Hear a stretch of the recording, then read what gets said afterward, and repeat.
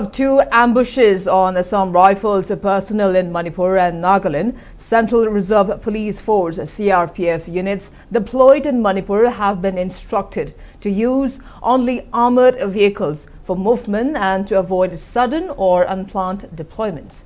According to officials, at least 100 armored vehicles have been sent to Manipur in the past 2 months. In June, the CRPF inducted 2 battalions of the Commando Battalion for Resolute Action (Cobra) in the northeastern state to step up operations against armed groups, dismantling of bunkers and recovery of weapons. Comprising around 2,000 commandos, the specialized jungle warfare units will operate from designated hubs and respond to incidents or undertake operations on requisition of Manipur police.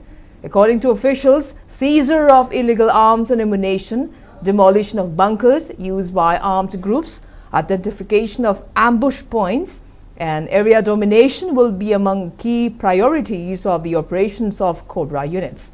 The commandos have reportedly completed 3 weeks of pre-induction or operational training, followed by a week-long familiarization program before being sent for operational duties in Manipur.